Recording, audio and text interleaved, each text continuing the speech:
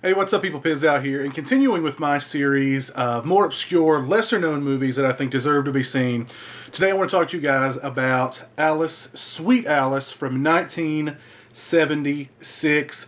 And Alice, Sweet Alice is one of those movies that it has this incredibly creepy, eerie, just off-kilter atmosphere. Literally from moment one when you watch the movie, it's kind of a... Oh, goodness. It's kind of a Catholic guilt trip, American slasher movie, murder mystery with some giallo type elements in it.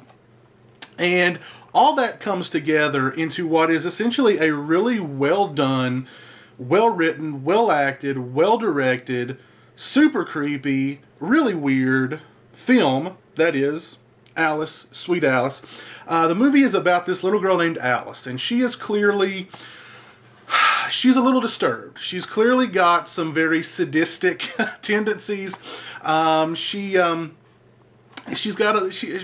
little psychopathic, a little sociopathic, I mean, clearly, and she's just not all there, put it that way. And she's very jealous of her younger sister, played by Brooke Shields. You can see her right there. This was her feature film debut, and when her character is murdered during her first communion, everyone, of course, looks to Alice because everybody knows that Alice is a little disturbed.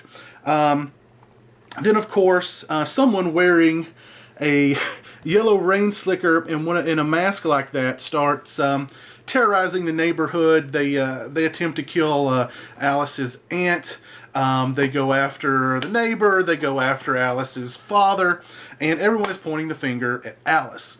And really, it's Alice's mother and Alice's father are really the only people who are sort of defending her. Although in the back of their minds, they too sort of recognize she's not all there, but they are still. She is still at the end of the day their daughter, and they want to defend her, and they want to think the best of her. Now, whether it's Alice or not, I won't ruin that for you. I won't spoil that for you. I will say it is, that murder mystery element is really well done. The killer wearing this outfit is pretty creepy. You've got religious elements thrown in as well that are a little creepy. You've got pedophilic elements thrown in there. You've got these elements of sexuality in young people thrown in there, just to really give the film this really creepy, just weird, sort of just this weird aesthetic that really, really works for the movie. The film was written and directed by Alfred Soleil, and it does just a phenomenal job with the script, phenomenal job directing the film. All the acting in the film is really well done. It's a really classy, really well done slasher, murder mystery, giallo kind of prototype that I've always been really, really fond of, and that I've always really enjoyed, because it's just sort of, it takes all those elements of, like I said, a traditional American slasher, a murder mystery, and even some giallo elements, puts them all into a pot, throws in the religious elements, and they give us this Catholic guilt trip, slasher, giallo, murder mystery prototype that actually works really well and is really well done, and I highly recommend it.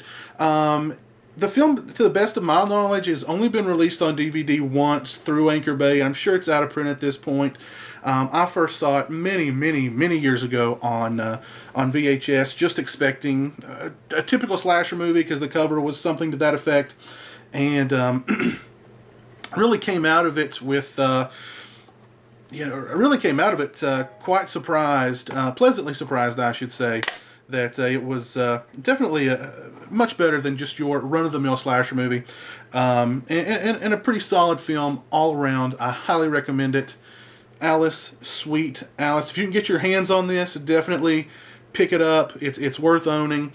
If you guys have seen Alice, Sweet Alice, please let me know what you think of it in the comment section below. And until next time, you guys take it easy. Peace.